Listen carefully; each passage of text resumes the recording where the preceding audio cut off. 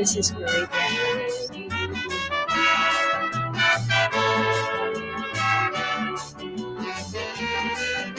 Somebody in PNM loves me and want me join the party. So they sign up my name upon a form and send to the secretary. I hear the whole general council voted for me except Merrick the PRO. He say I love Chalky as much as you do, but rain might fall and wet we cocoa. Merrick say, if you love him, bring him in. If you love him, bring him in. But be prepared for anything.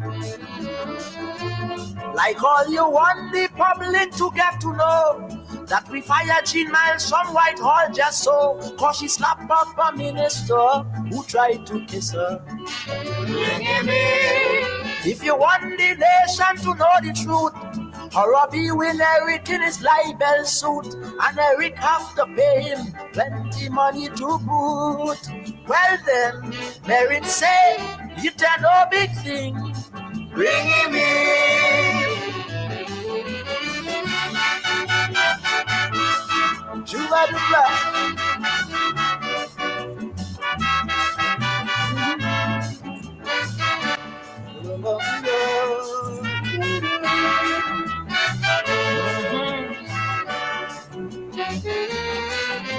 The people in PNM love me, even though Merritt warned them. They say let's make him a member still to shake up the PNM. They say if men like Chalky were inside here, the big boys would have us scared, and we would get to know the PNM members who thief special works money in St. Clair. Merrick say, if you love him, bring him in. If you love him, bring him in. But Chalky might spoil everything. Oh yeah. Like all you want people know that Ellis Clark, they come in to rule Governor General Spark. He say in Washington I'm a boss, I can't ride no horse. If you want the nation to get to here, that we send where the big boys on our list here, and gave him 24 hours to move from here. Well then, Merritt say, it ain't no big thing. Bring him in.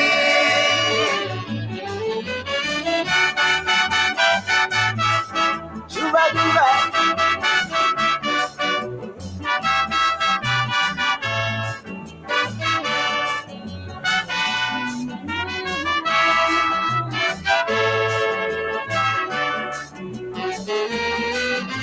The General Council then told Merritt, shut up now and listen. Why don't you go and tell Kamal boys stop shooting birds out of season? They say it's stooges like you who make Williams feel that he alone is the party. That's why he sold and bought back the telephone company without consulting anybody. Merritt said, if you love him, bring him in. If you love him, bring him in. But Chalky might spoil everything. Oh yes. We send Waity Shade to get rid of she, and soon Carl joining the London Embassy.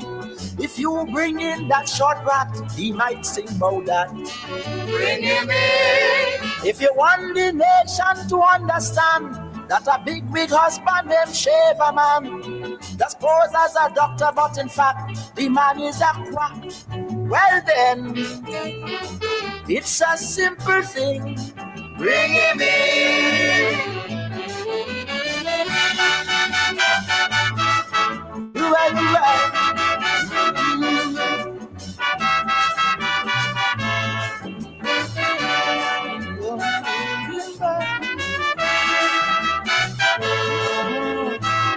This is Caribbean. Merritt stood shaking inside his shoes, and off to Whitehall he ran. But when Eric heard the great good news, he nearly charged him for sedition. He told him, go and tell the Trinidad Guardian we reject the application. History proves that I must pick incompetent men to remain in my high position. Told him, if you love him, bring him in. If you love him, bring him in. But Chalky is not to my liking. Oh yes, like all you want the police to get to hear. A moving Bernard to put on his spear. And it's not Chalky alone, pal. I am all freakers. Bring him in. If you want the nation now to hear, I may tell a black man, city mayor, cause on the clothes does look up some key. He does make them free. Well then, if you never committed sin, bring him in. Juba Juba.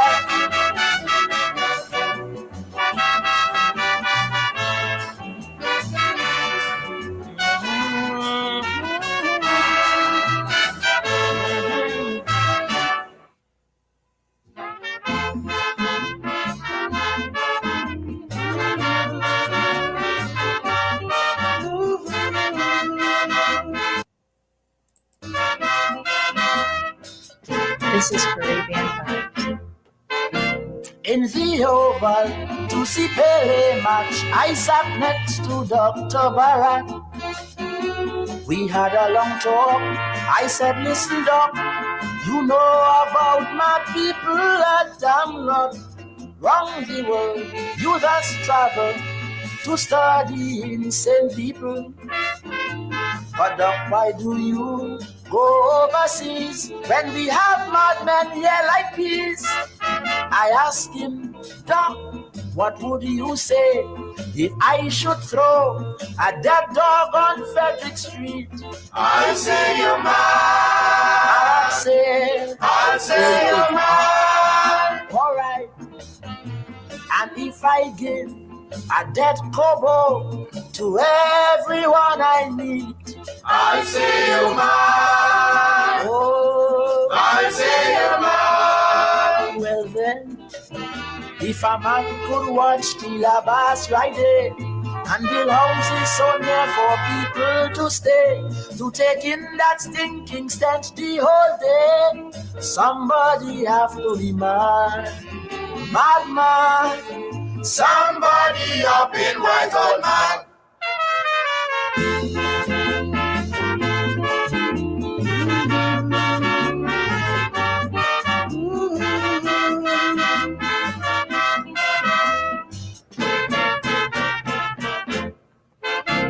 In the Oval, Parrot was so shocked, he drank 3 straight rums on the rocks.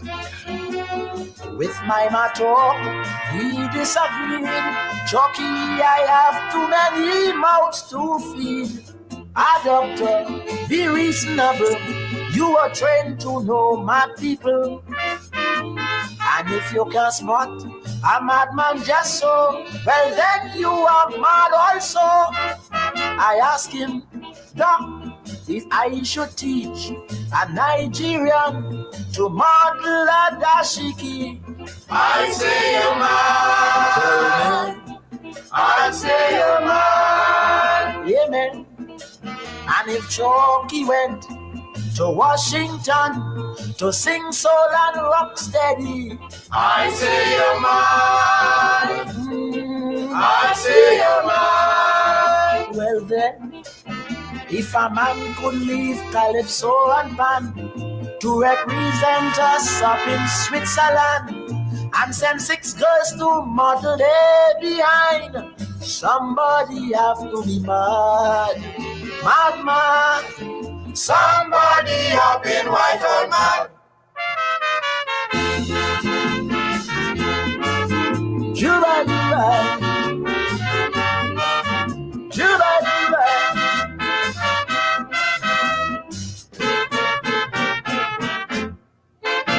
Dr. Barat, this is no joke, but you are not doing your work. If some men just curse or call Williams a louse, or you just put them inside the madhouse, Look, G-Miles, just sing so. You put she in sentence just so. And J.D. Elder, raping our culture, Aubrey Adams, and he should be there. I ask him, Doc, if I run you down with a cutlass in order to kill you dead, I say you're mine. I say you're yeah, mine. man. And when I corner you, I tell you pass, you're free to go instead. I say you're mine. I say you're mine. Well then, if a man could hold our soldiers just so, and to keep them jailed, you spend so much dough, and next day tell them they are free to go, somebody have to be mad. Mad. Somebody up in Whitehall. This is Caribbean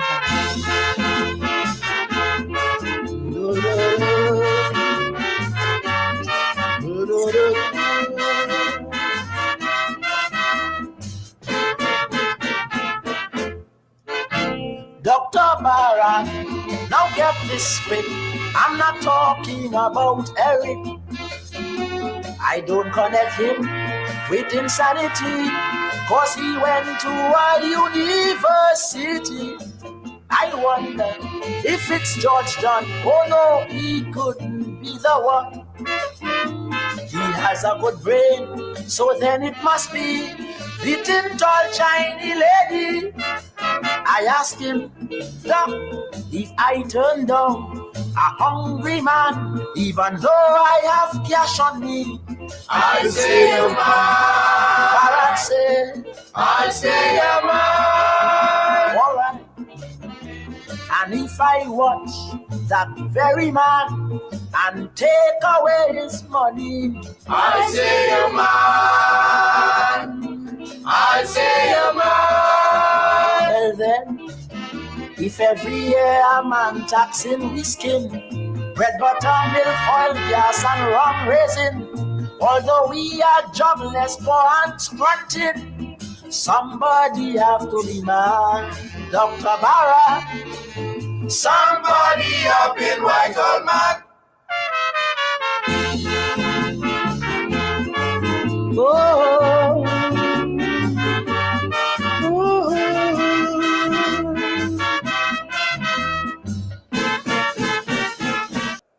Somebody got to be wait,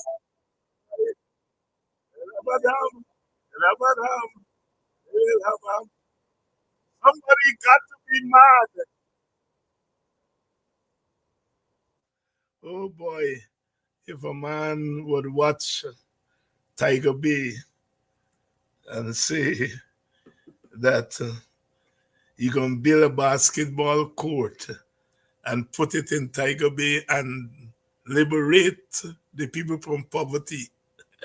Somebody got to be mad.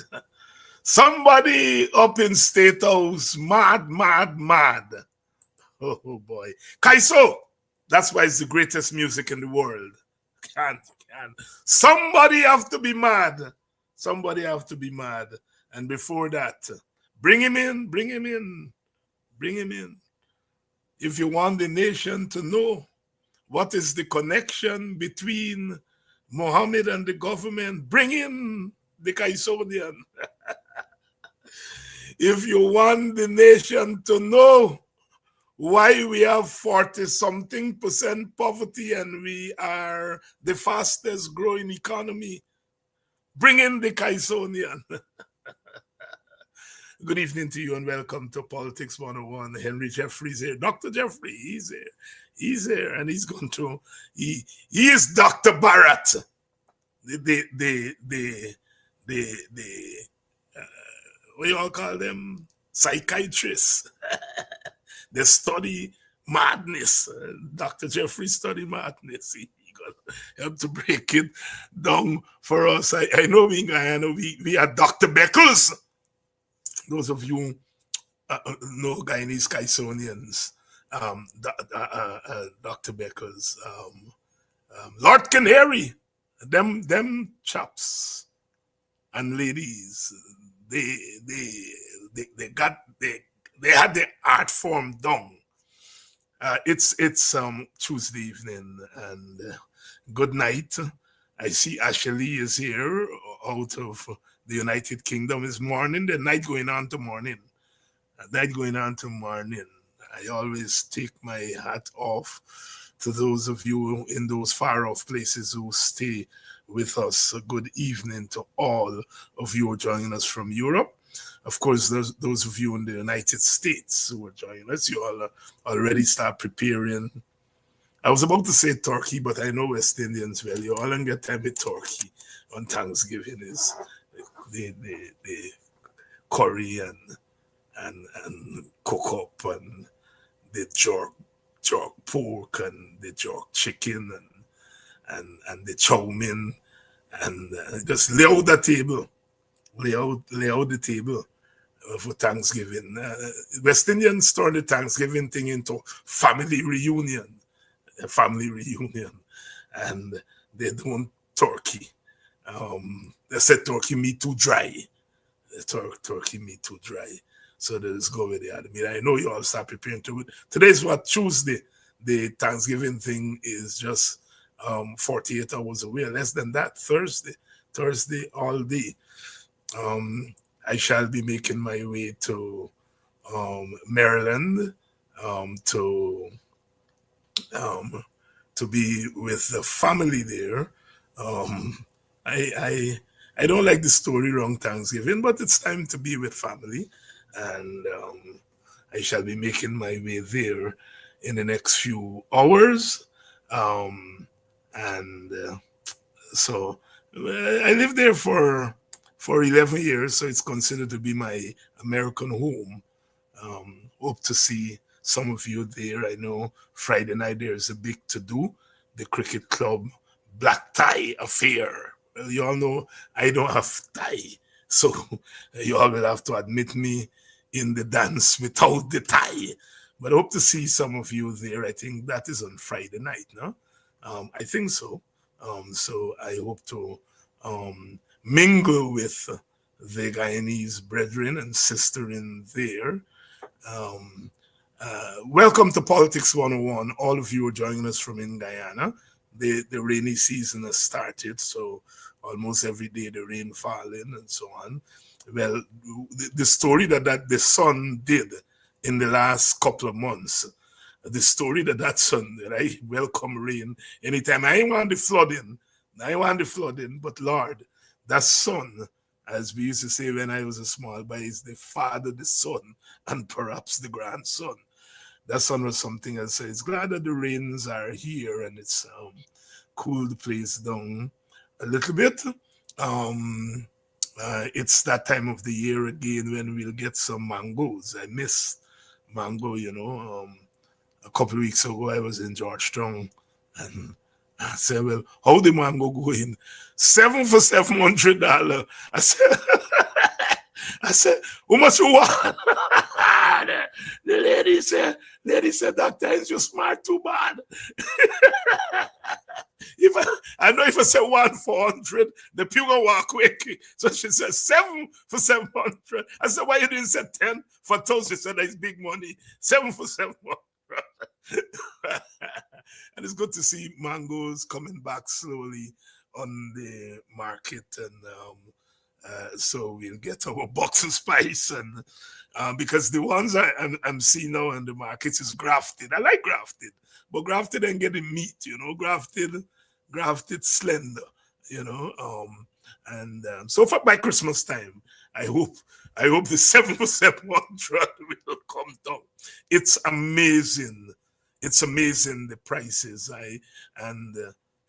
Lord of mercy. I passed through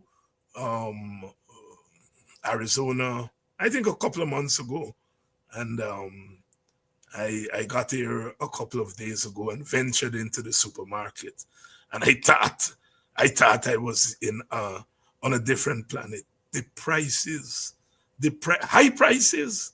I got a friend from I got a friend from Grenada. She mother used to sell food, And she was one of the first persons that had a van, put she food in she van, and she going from work site to work site. And they said she priced the higher than other people who selling food. She said, well, I bring in the food to you, and I walk and go no way. I get van. And I think, they call her high prices. She said, well, the high prices are justified. I don't know whether the high prices we're seeing in the market. I mean, I kind of get used to it in Guyana, being there more now. But my goodness, Lord. Welcome. Good evening to you, my sister Denise. Good evening, Flash Gordon. Mr. David. Why, lad. Real old-time Guyanese. Mr. David. Flash Gordon, one of our philosophers, one of our characters, one of our more serious contributors and students of this program. Only Flash Gordon is responsible for what Flash Gordon is saying. You hear what said Mr. David the other morning? He quoted a scripture upon me. I think it's as Isaiah something. Oh boy. Good evening to you. I think we're ready for Dr. Jeffrey now. And we have lots to talk about. Good evening to all of you. You all are coming in your numbers. Linden in the house, Moko in the house, Buxton in the house, Ans Grove in the house. Oh Lord, you all coming in. West Bobis, Bushlat is in the house, Mr. Aziz, Mr. and Mistress Aziz, out there, West Coast Bobis. Virgin Islands, Audrey is coming in from the British Virgin Islands. Audrey Ward, good evening to you. The BVI, as they say. I haven't had a chance to come out to the BVI yet, but I understand it's they're quite some beautiful islands. John said he's cooking duck. He's cooking duck for the Thanksgiving. Duck is a man now. I watched a duck in the supermarket the other day, then I turned my face real quick. Price is high. Turn my face away from the duck. Quick time. And I like duck, but oh Jesus. When you buy duck, your pocket gonna be high. Well, it's once a year, John. It's once a year, so I guess you're going all out. That's like my sister who takes charge of the Thanksgiving thing there in Maryland, and she start busy herself since over the weekend. Going all out. I think she might get some duck too. All right. A fried turkey. I've heard of that. I've heard that the turkey, when you fry it, it's a better thing than the baked turkey story. People swear by that. People swear by the fried turkey. I don't know whether they bake it and then fry it. I don't know, but people have told me that I should try the fried turkey because it give the turkey some juice. Because the turkey by itself is a hard man. Special good evening to all of you. Dennis Champagne Collison from New Jersey. Thank you very much. Linda Follow from New Jersey. Diane from Maikoni. Which part of Maikoni, Diane? Maikoni is a big place, 20 little village. Annandale, Mortal. Annandale. We say Annandale. Welcome. Beverly Fraser, welcome. You see you all coming out in droves for Dr. You're all coming out in droves for Dr. Jeffrey tonight. I'm not jealous. Dr. Jeffrey is a star. Lynette, my countrywoman, it's always good to see you. You're always on. Hoping to see you home for Christmas, Lynette, and bring Rocky when you come in. Yes, Ariel, Diane says she's from Ariel. Myconi, and those of you who know Myconi very well, Myconi and Mahika is a set of villages. Good evening to you, Thomasina Ben. The baked turkey wings is good too. Dennis Booker said the baked turkey wing. Good evening. I'm gonna tell my sister to see if she can do the baked turkey, bake the wing. I know my old auntie Yvonne Levy. She believed in a turkey wing. She believed anything turkey wing. She cook up, she puts a turkey wing. She think turkey wing. She was a great believer in turkey wing. Yvonne Levy from Buxton, Auntie Yvonne. Look, my partner, Turkey from Buxton. Turkey's Christmas. You gotta stop rowing with them people who vote win. Me I know about you. Me I know about you that times. You can think. But you see all them who vote win, me done. I'm not resigning from the great party, but I'm done with politics.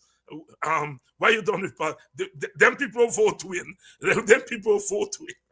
Turkey, and he's not done with the great party, but he done with the people that we win. Yankee, you that times you can continue. Politics. You hear. I don't think people will stop talking about this election for a long time to come. Diamond New Scheme in the house. Welcome to you all from Diamond New Scheme, watching from Berbice. Well, Jamal, I know which part of Berbice you're watching from. And Mortal Short, and then I see a Mortal Stephen is in the house. Oh, and you're all coming out for Dr. Jeffrey tonight. I think I might get a little jealous. Let Dr. Jeffrey come in because, Doc. Hi, David. How are you? Well, I there fighting up. What people say, me there me mouth lang, some say kill 'em, some say spear 'em. But we keep on keeping on.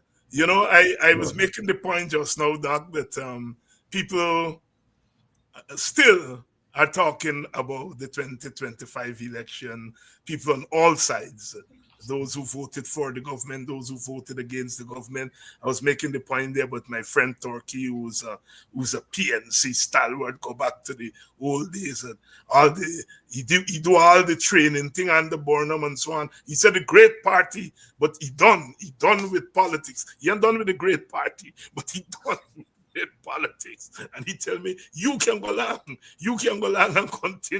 continue with them, but me done.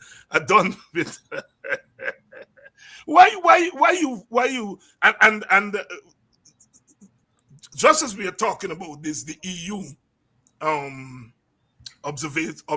observation team came out with their report this past week, and it caused quite a story. Your column on Sunday, which you titled thank you, Dr. Ali. Let me make sure I get it right. Yes, thanks, President Ali. And headlines tell a lot. Thanks, President Ali. And at first I said, well, wonder what Jeffrey thanking President Ali for. But again, it was the commentary on the EU report and President Ali's response to that EU report and Jeffrey's response to President Ali's response. So let's start, Doc, by, I mean, why are we still talking about the elections 3 months on? Some people are mourning, some people are rejoicing, but the elections are still on our mind. Why? Well, largely, again, let me say thank you for having me on, and thanks for your guests for coming out to listen to us, because I think the election was important, not because of what happened in the first instances. The PNC defracted, broke up into two, and there was an interjection there. I believe that interjection by Mohammed was largely supported by the PPP, but that's beside the point. An interjection came in. But you must understand, in terms of political process, what happened in 1 year is not something that you can call permanent in any sort of way. You have to get about, 3-4 election cycles before you start considering anything stable. Look at the WPA, 2006, and look where they are today. But I don't think they are. You mean the AFC? The AFC, yes, the AFC. They were 2006, and look where they are today. I don't even think Mohammed would get to 2000 to the next election in any serious way. But that's another story altogether.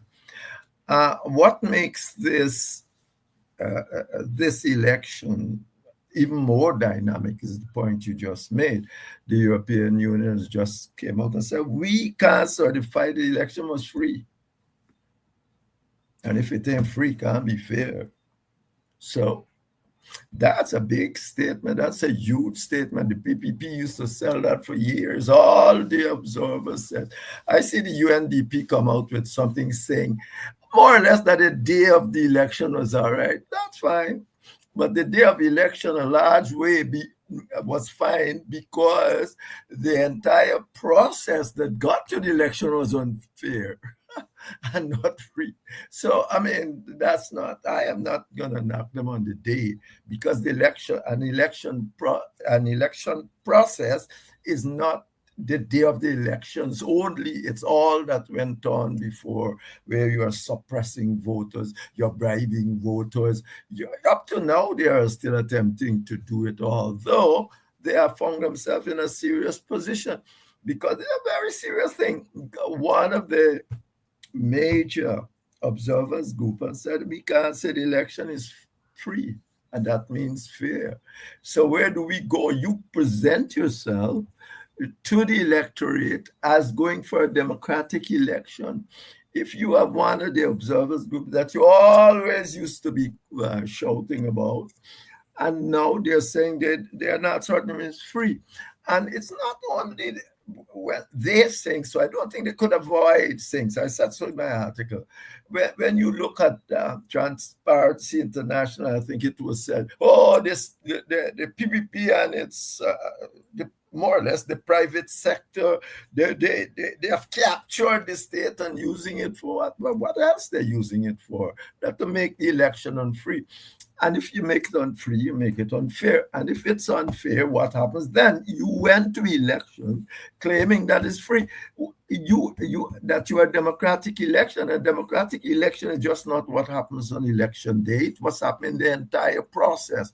And as I said, I knew long before that. I wrote on it. I said, the only way this election can be considered fair and free is if the opposition win. They have done everything possible to rig the election long before election day. So we are at a position now where we got to ask ourselves, is the government legitimate? One person wrote me and said, so what are you saying? This government is illegitimate? I said, I left that to the real politicians to determine, because there is a big issue. That's an issue. If the elections, you could present yourself to the electorate as doing for a democratic election, and at the end of the day, the people who are supposed to be able to say whether or not you, indeed, notwithstanding the UNDP report, your people on the GCOM did not even ratify the outcome. So I don't know how they didn't mention that. The UNDP did not mention that as their law, their intervention on the processes. But so where are we now? Do we live in a legitimate government, under a legitimate government? Dr. Jeffrey, I and I'm glad you went there, because last night I think I dealt with the question and I came down on the side that I cannot give this government the stamp of legitimacy. But that was my night last night. Explain for our audience here the meaning of legitimacy, and I guess you're making the comparison between legitimacy and legal, because sometimes people get those two mixed up. When you talk about the government's legitimacy or lack thereof, what are we talking about? We are talking about what the government is presenting itself to the country to be attempting to do, will be doing. We are coming to this country as a democratic government, a party, not as a government, as a party attempting to introduce democracy in Guyana, or to maintain it. Don't already introduce, because we can say maintain it. But to maintain democracy, you have to have a free and fair election. If you don't have a free and fair election, where are you? And who determines what election are free or fair? It can't be the electorate, because they go and vote based upon the operations of the election. And we know the elections are manipulated long before election day. So the question is, it normally left to international and other observers, local too, to determine whether or not this election can be determined as free and therefore fair. So I would say from that standpoint, it's a questionable thing. And I didn't see your program. And it's other people saying that no, the government is legitimate. What needs to be done? No, it's not strictly, you can't go to law for that. Right. Because it's an entire political process. We're going to go to the law and show all you. What do you want to tell you? Bring election petition, and what you got to show that the government tried to suppress people. Yeah, it went as far as people claiming that the government are trying to introduce apartheid. But they were doing it all with one intention: to impoverish the African people and force them to vote for them. And that is essentially, in a sense, that they have succeeded in terms of Mohammed, but not in terms of themselves, because the African people never vote for them in any quantity. They only get to end up with 1,000 more votes in Linden. So for that reason, it's left to the population itself. And you know very much that this population is very divided on the PPP. So you wouldn't have any public opinion on that.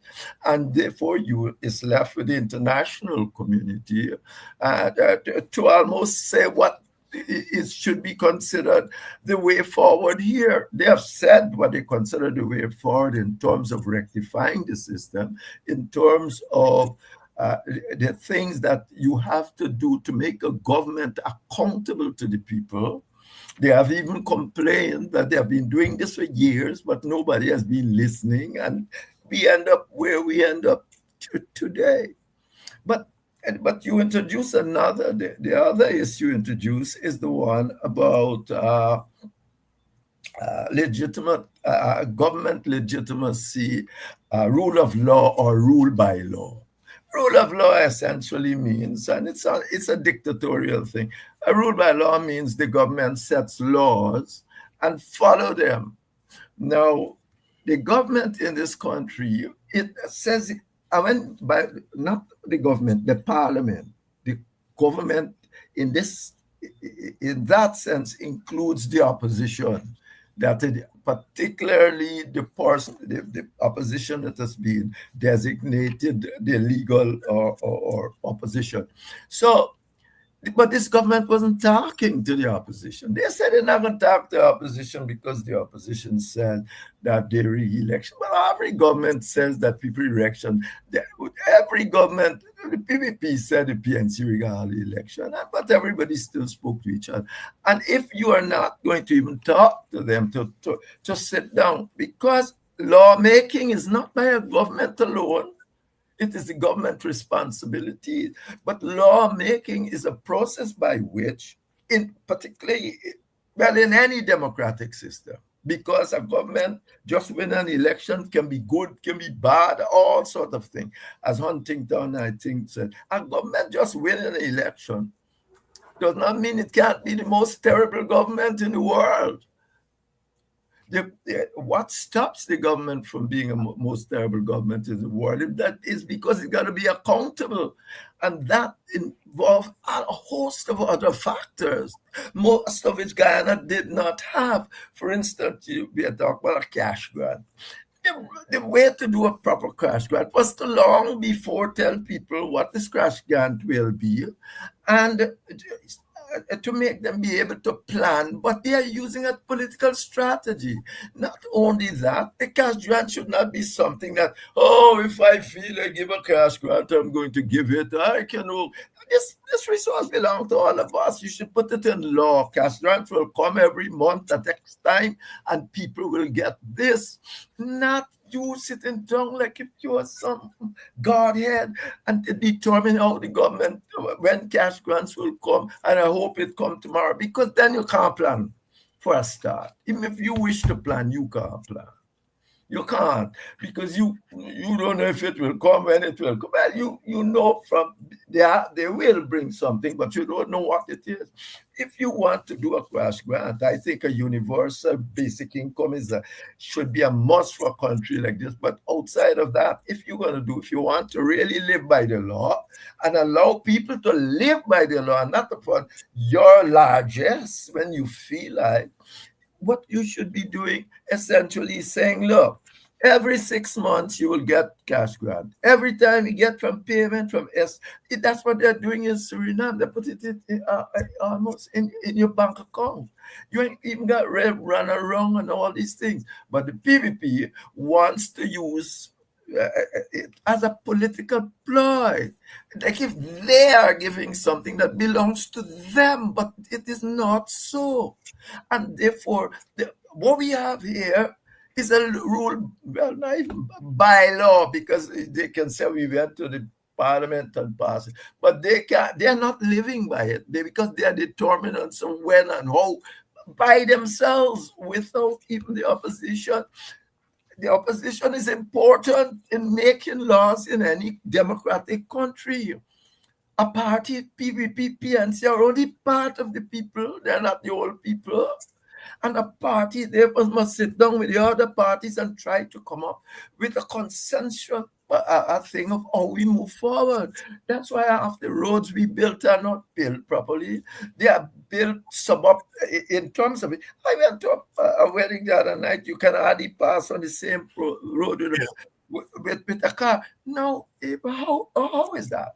If you went to a village and you sat down and said, look, we need to expand this, but the money we have, because no matter how much money we got, money is always short if you want to do things properly.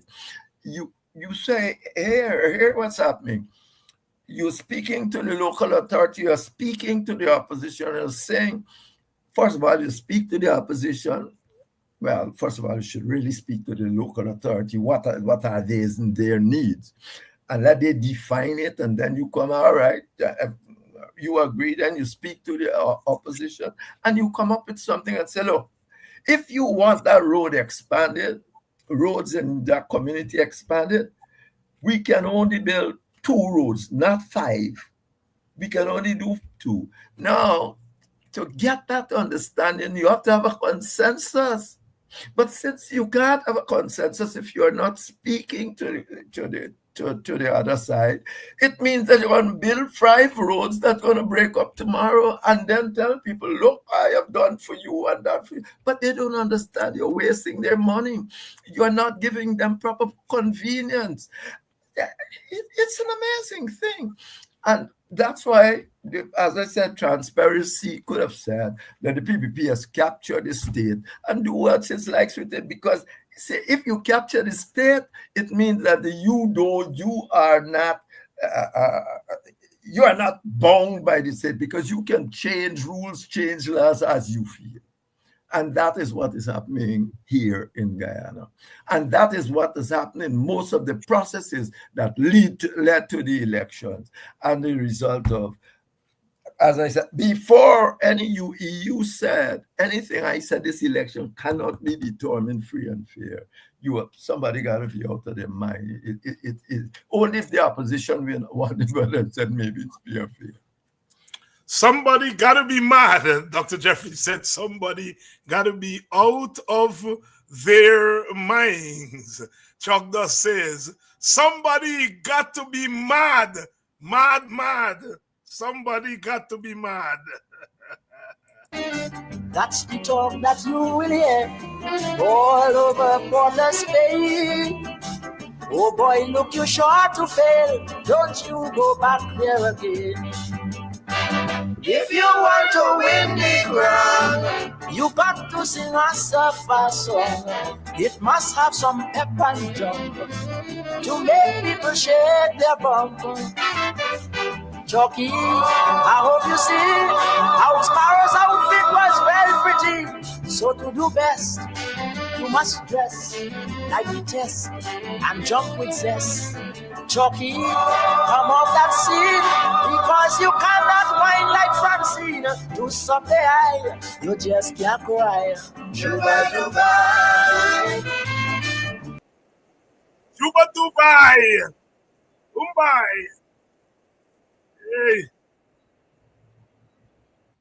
Dr. Henry Jeffrey here tonight, he said, somebody got to be mad. I mean, the European Union has really, in effect, said that the PPP won a stolen election. They won an election that was not free and fair. And the ball is in our court again. Good evening to you all. I see Wayne Caesar. Wayne, I haven't touched base with you. I know I owe you a couple of calls. Welcome, Wayne Caesar. Wayne has his program every Saturday night, over to you, every Saturday night on 107.1 FM. That's Mark's Bensop Radio. If you can tune in. Good evening to you, Lyndon Felix Daniels. I see my sister Stacy Wilson from Ansgrove. Stacy, good evening to you, young entrepreneur, doing fairly well, and always trying, especially our women, are always trying to do something with business, with little resources. Good evening to all of you, and welcome to Politics 101. Some of you are joining us here from Antigua. Good evening to all of you Antiguans, Guyanese, Antigans. Welcome to Politics 101 on a Tuesday night. Dr. Henry Jeffrey is here with us tonight. Dr. Jeffrey, you have been in government and you've had to grapple with the question of poverty. Recently, we saw the government ventured into Tiger Bay and pitched what they call a model plan to develop Tiger Bay. And there were some swift responses to the government intervention in there. The usual story of going and lifting up babies, half-naked babies, and so on. And then, going to the community, not talking about the basic income, not talking about job, but talking about basketball court and some training program here and there. It's never easy to really deal with the kind of poverty that we seeing a place like Tiger Bay. But I mean, the Tiger Bay is replicated around the country because the international agencies have said that our poverty rate is 48%, and they are pegging that at people living on 1,100 Guyanese dollars or less per day. So the challenge is not just for Tiger Bay, the challenge is for poverty in the country at large. But the government went into Tiger Bay. And since then, we've been hearing all kinds of theories as to what carries them into Tiger Bay. Is it really about lifting Tiger Bay people out of the condition they're in? Is it about other things? What's your take? Well, with this government, it's always about trying to win votes. It's not, I mean, anything else. The Tiger Bay, it's like when we talk about the PPP and PNC and political parties. Well, it's not the same political parties, not the same Tiger Bay that we always knew. You must PPP today is not the PPP of Jagan time or the PNC of Burnham times. We speak of them as and go back to the legacy, but times have changed. Context has changed. In some case, you got better. In some case, you got worse. We can say definitely that in terms of the PPP, they got worse. Burnham must be, well, no, he's not Burnham. He got a cynical smile, but he's not a guy. I was about to say Burnham must be having a party, seeing that now the people who used to call him a dictator have now been designated a dictator. I'm all saying, but no, because Burnham you'd have a cynical kind of smile as you see how life is or something like that. Because he would regret it, even he himself would have regretted it, because Burnham was a dictator, but for a purpose. Even the French philosopher Jean-Jacques Rousseau, our contract man, he said, remember his book, Social Contract? He said he began the fourth sentence by saying, "Man not born free, but everywhere they are in chains." And there has never been anybody, philosopher, who would like to liberate man more than Rousseau, he might have said, because he even went to complicated discourse about the general will and the will of all. The general will is the general good, but the general will of all is election time and all of that. These discourses, of course, say something about where we are now in the election process. But even Rousseau said that a time can come when you will need a dictator to prevent people from destroying the general will, from destroying democracy. So that and the time did come after Janet and Cherry Jagan said they're going to carry everybody. Communist dies in the view of the Western world. So effectively, we are living in a kind of a system here that we need to sit down. We're talking about poverty. You have to sit down with every single body and work out a plan. You have to work out a plan that you can't change. I think I made that point just now when we were talking about thing. But you got to have Guyana. How you gonna afford 40% poverty rate, and you are still messing around with handouts and all of that? How are people supposed to plan? What are they supposed to do with their lives? And as far as Tiger Bay is concerned, the people who are living in Tiger Bay today are not the people who've been living in Tiger Bay. Or if they are, many of them took government land that they give them to move them out of Tiger Bay and stay, as they've been trying to do on the train line and elsewhere. You give them land. I was there. I give land.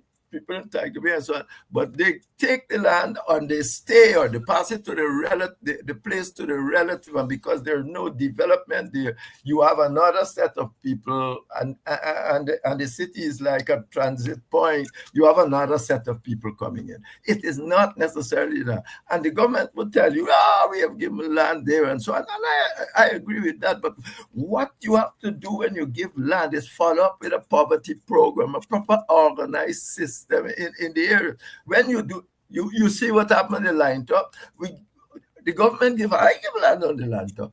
When you went to people on the line top, but until you decide to almost do something on the line top yourself, they would have gone back and said they're planting this, and that has happened all over Guyana.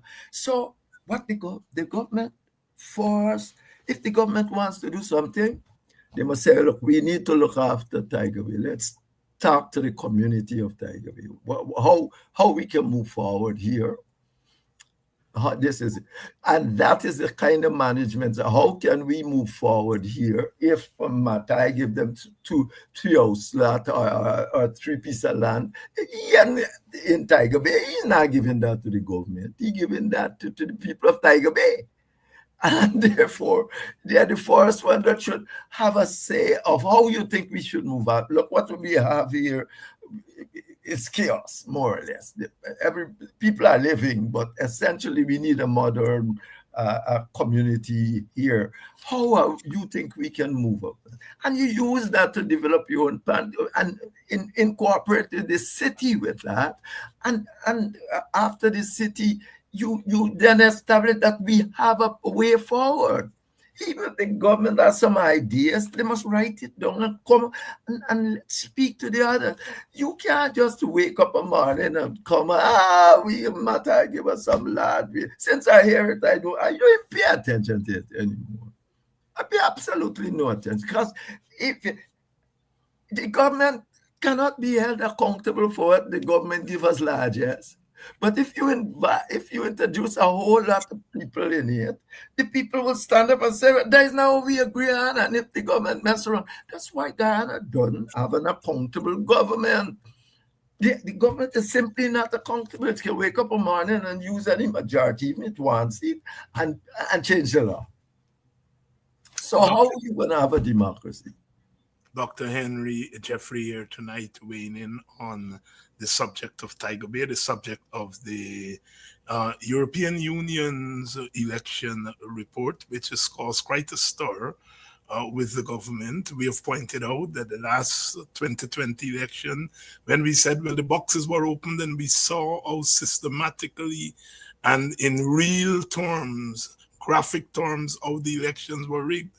I remember Nandlal and them said, you are talking nonsense. The international community, all of them said we won the election. And this time around, the international community said, well, you won a stolen election. And the president went off and carry on at a rate. And here we are. The point has been made by the international community. We know it, all of us in Guyana know it. But now an important observer team has made the point. Dr. Jeffrey, if you were to advise the opposition what to do with this report, what would you tell them? First of all, I would recognize that you have to start from the position of saying, look, elections have always been a problem in Guyana. And for the most part, if you think, you just give us a bit of history, government legitimacy has always been a question. And because of the nature of the society we live in, I think the Biden administration came to government, or no, the Trump administration, first one, set up a group to look at Guyana, and they made the point that Guyana does not have a proper public opinion to hold governments accountable. Story done. No matter what the governments say, and that's not, yes, the report came in 2021, but they didn't pay for it. The Biden government or organized it, and that is it. They said the international community, I put in my article, has been trying for the longest while to talk to these people, to political parties, to come together to fight and work for a consensual arrangement to do government. But that has not been successful. Well, they might just have determined, that you better tell them the reality. The reality is that the government in Guyana for some time has always been more or less illegitimate. You have never been illegitimate. And it is time for us and you as in your party to make this point.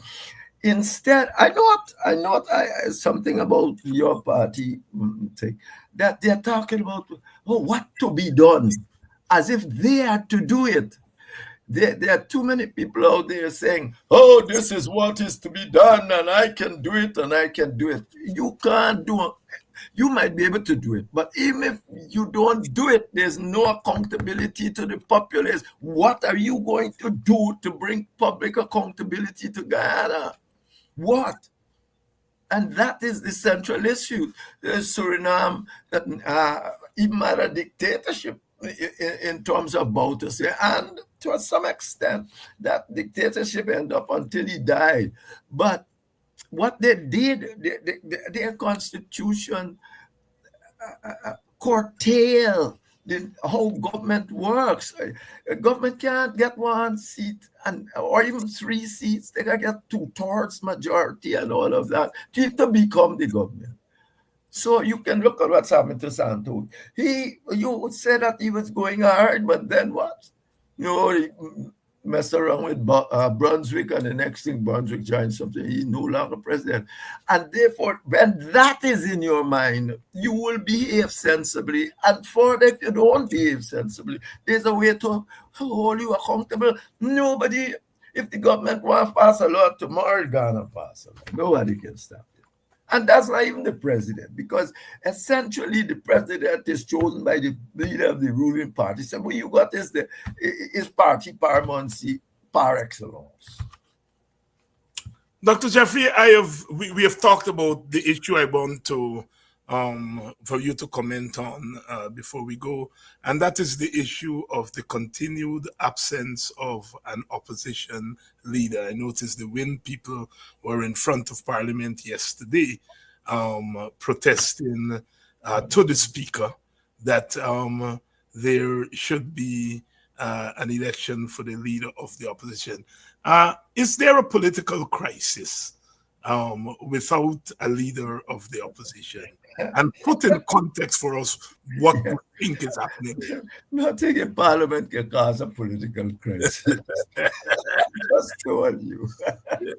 Parliament is a waste of time group. If the government can go on and do what it wants, what's in Parliament to do? If the system don't force the government in any way to talk to parliamentarians, as we began this program by saying, the leader, the PPP decide not talking to the leader of the opposition, and they talk to the leader of the opposition, they go, they do what they like, they do. What crisis it can cause?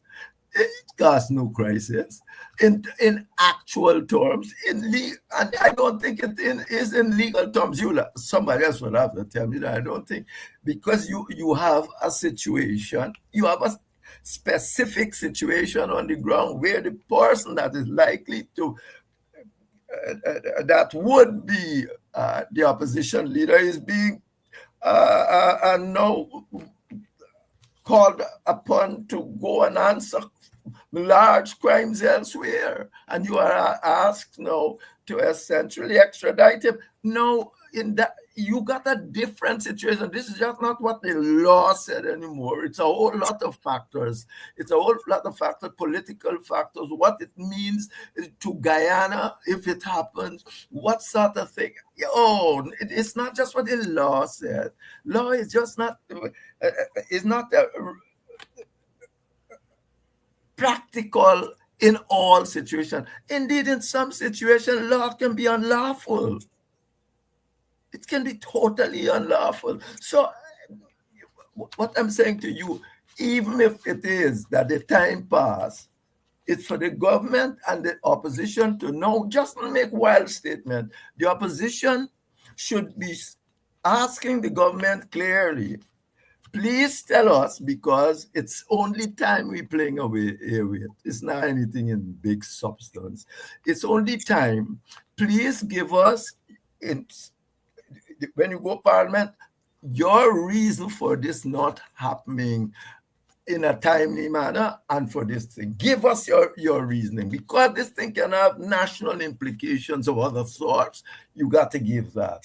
So give us your reasoning. Just don't go on the street and say, the law said. You know, when he thinks the law said it, that can be easily got even immoral. Hitler passed all sorts of laws, and who was it? Can't remember his name. Professor says those laws are illegal, unlawful. Law is not justice. Law is not justice. Law tries to get close to justice, but it is not. Yeah. Dr. Jeffrey here tonight, and this is a real complex question. I think I come down close to where Dr. Jeffrey is.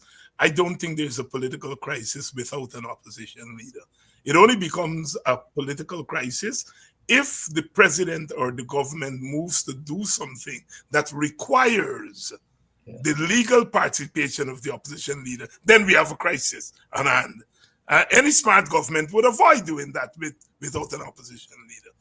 And I know there's a lot of sympathy for the win situation, and even some APNU supporters are saying, well, the law says you must have an election for an opposition leader. I don't quite see it that way. I want to be very clear.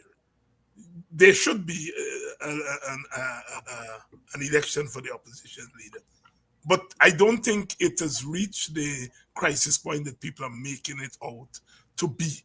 The country can run without the opposition leader until such time that the law requires the opposition leader to assent to certain things. So I like Dr. Jeffrey, feel that the emphasis should not be on the election of the opposition leader. The emphasis for me should be on the autonomy of the National Assembly, so that the National Assembly makes its own rules and operates with some degree of separation of powers from the executive. I think that's where the constitutional reform comes in, and that's where our emphasis should be, because clearly the non-election of an opposition leader is because the speaker decide that it's not going to happen. The speaker is carrying out the political agenda of the ruling party, pure and simple. And as Dr. Jeffrey is saying, where the government is culpable, tell the opposition why you're not holding this election. Tell them that if you hold the election, there may be implications that may make things more complicated. So in that sense, the government is culpable. But like Jeffrey, I do believe that we are making too much of it, and that the emphasis should be on more separation of powers, where the president and the ruling party cannot decide how the parliament works, even though they have a majority in the parliament, that the parliament makes its own rules. Just my 2 cents there. Anything you want to comment on there, Dr. Jeffrey? Well, David, you are always thorough. So, no, I mean, when I come on your program, I'm always asking myself, because you, man, don't tell people when they're coming to talk about, or you just give them some brief note. Oh, you just say something, your article, the last, some of them, you got to pick up all sorts of things. No, but you're normally quite thorough. You keep everybody on their toes. And so, no, I have nothing to add. Yeah, but you know, when when you finish that PhD and you go to the university to teach, they throw all kind of courses that you never do in your PhD. Exactly. Teach Even after I finish being a minister and go back to teach that, my God, go read up all sorts of things that I never. So anyway, thank you, David. And thank you very much, my brother. It's always a pleasure. And I'll see you in 2 weeks' time. It's going to be close to Christmas, but keep nothing holds back politics in Guyana, not even Christmas. It says it keeps you young, David. Stay in politics. Either that or go in religion. Dr. Henry Jeffrey here, always a pleasure to have Jeffrey on. It just occurred to me, that and I was making the point there just now, that once you finish that PhD and you go to teach, they throw all kind of courses for you to teach. Some of it you never study during your PhD studies, but you're expected to teach them, in the sense that a real political scientist, a real political analyst is someone who has to be able to run the gamut. And that's what I like about people like Jeffrey and so on.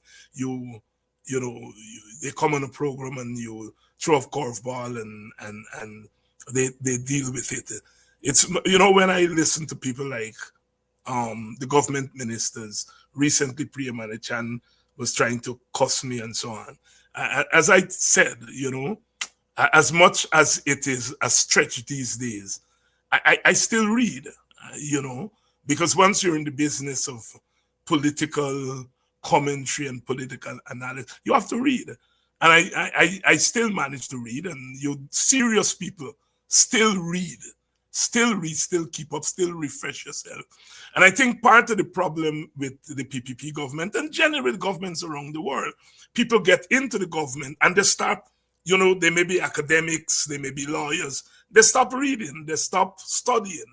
And if you stop reading and stop studying, you stop bringing to your job that gaze that would allow you to see your society move in the ways that society sometimes move, and you're able to pick up. And so when you listen to my sister Priya and so on, in which I stated some concrete things, and I asked her, let us have a discussion on poverty alleviation, the most she respond with is cuss out, and it's a real sad commentary, because those are young people, and they are the ones who are running the country. And if you're running the country, you want to keep on top of what's happening. You want to keep on top of what's happening. And one of the things I'm glad about this audience and the audiences in our program, that you all tend to be sharp. So many times there are things that I miss or things that I forget, and very quickly somebody or a couple of people would say, Dr. Hines, here is the answer, this is the answer. And it shows that we have developed a community of reason, a community of people who are thinking through these matters. Practice arises out of thought, and thought generates practice. You can't have practice without thought. And these people we have who are running the government think they can run the government without putting thought into it. And that is why they're hostile to things like studies. We have had a cash grant. We have had a cash grant, and we have not had a study to look at the cash grant and see where we went wrong and where we went right and where we can improve. And you're moving into a second cash grant. So we have a governance culture that we don't know whether we are going right or wrong. We don't know, are we right from are we wrong? And that is why at the end of the day, the policies that the government implements don't yield the kind of results, because they're not guided by anything serious. Cash grants, cash transfers are a serious policy tool that is being used in the modern world. It's not a willy-nilly thing. Countries all over the world, the United Nations, they're studying cash transfers as a means of poverty alleviation. And you know, here cash transfer is like giving a freck and they're giving the thing a bad name. That is why we are insisting. We say, well, you do the first one. Get a competent team that's going to study the first one, see what you did correctly, see what you did wrong, answer the fundamental question. Did this 100,000 cash grant move the poverty index? Did it improve the lives of people materially? What is the effect of $100,000? Some of us may say we know the answer because we live in the society on the ground. But a government has to be guided by that. If you're not guided by that, then you give another 100,000 and it doesn't move the society. And that is why when people ask the question, how is it possible that you can have one of the fastest growing economy in the world? You can have such large oil reserves and your poverty rate can be so high, because you are not linking the wealth to poverty alleviation. If the wealth is linked to poverty alleviation, and you are doing so in a direct way, you are doing so in a deliberate way, then you are going to be able to say, we gave this cash transfer, and this is how it has impacted or not impacted poverty.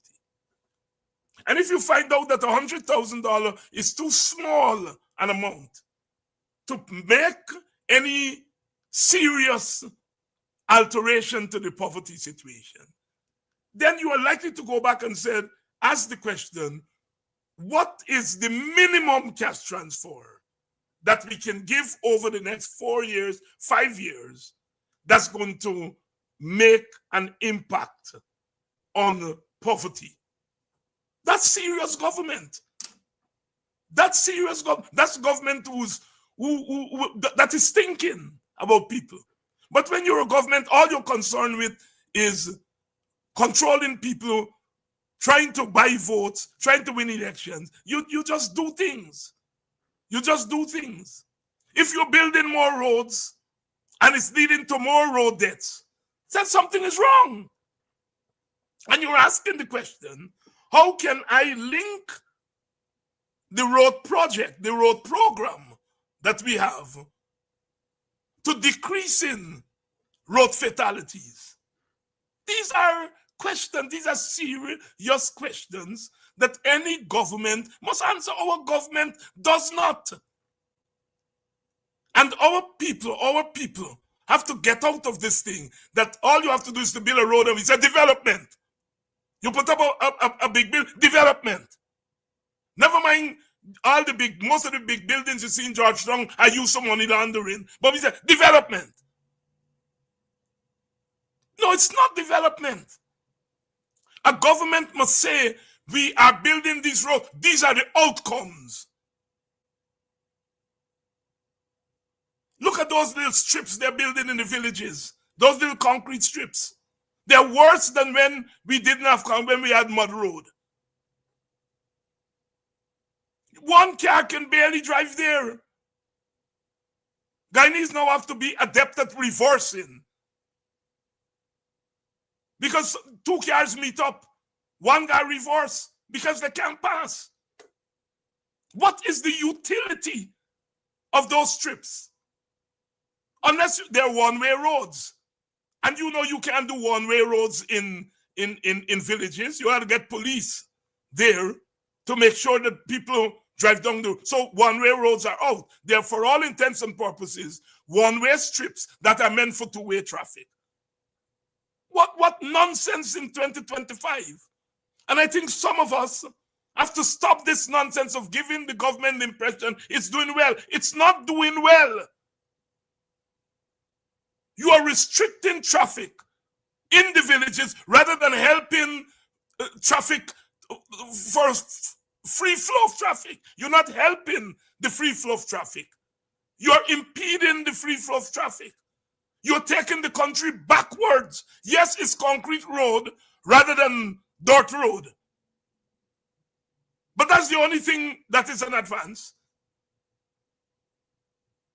It amounts to the same thing. It is impeding the free flow of traffic.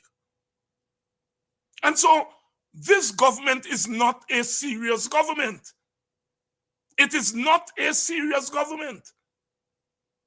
It is not serious about poverty, ending poverty. And if you're not serious about ending poverty, you can't be serious about development, because at the center of development is human development.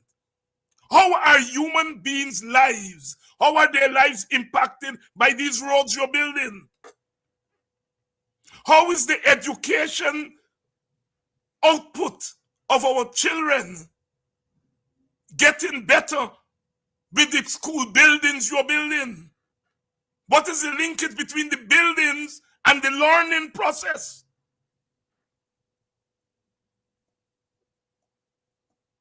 This government is not a serious government. And it is carrying the society down the drain with it, because it is making the society less and less adept at recognizing the difference between an act and the consequence of the act. Because supporters of government are going to clap. Here, here, here, look what the government is building roads. Look what the government is this. Look what the government is that. We have two-way roads. And look at the level of road fatalities. You know what's going to happen when we get 4-lane roads? What is the plan of the government to regulate traffic?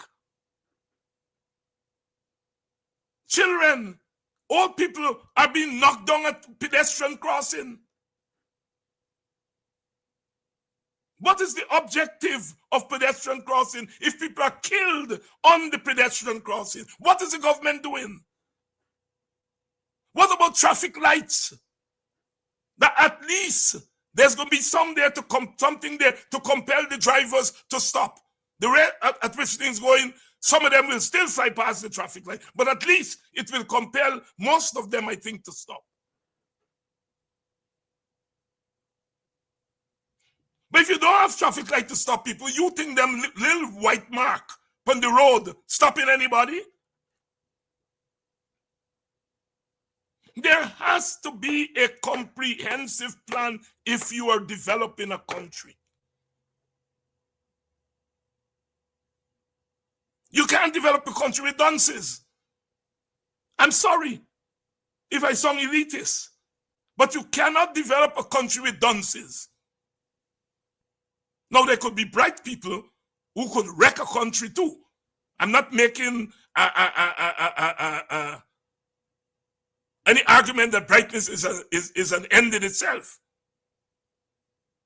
But you cannot develop a country with dunces. What is the objective? What are you trying to do? Are you trying to improve the quality of life of the people? If the poverty rate is 48%, it means half of the population is living on $1,100 or less. Look at the prices of things on the shelf, and that will give you an idea how many people are not able to afford at least one proper meal.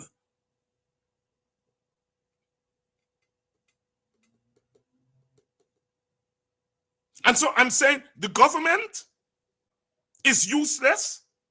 The government is unaccountable, unimaginative. But we, the people, have to demand better from the government. If we go along with the nonsense that as you see something new is development, then what the government is doing is fooling us. And we are helping in the process of fooling ourselves. Guyana is one of the least developed countries in the world. It is one of the countries with the highest growth rate. But then the total opposite outcome. How can we link the input? The input, that is the oil revenue and the other revenues. How can we link them to an outcome that will do justice to the input? Government is about putting something in the system percolates, and something comes out of the system. If you put in $2 trillion in the system, the budget is coming in a couple of weeks. It's going to be over 1.5 trillion. If you put in $1.5 trillion into the system, and by way of the quality of life of the people, by way of the quality of life of the people, you are getting less than a quarter of the 1.5 trillion. You ask yourself, where the 1.5 trillion gone when you put it in the system? It means that the system is stealing the money because you're not seeing it in the quality and improvement in the quality of lives of the people. So there we have it, sisters and brothers. I'm going to be off tomorrow night. I'm traveling. And on Thursday night, I shall be with the family. So we have 2 days break. I shall be back on Friday night. So tomorrow night, I'm traveling. And Thursday night, I'm like most of you all, hanging out with family and so on. And we will be back on Thursday night. Always love is paramount. Always. Love you all. Happy Thanksgiving to those of you Americans and those of you who are not Americans. All strain until Friday.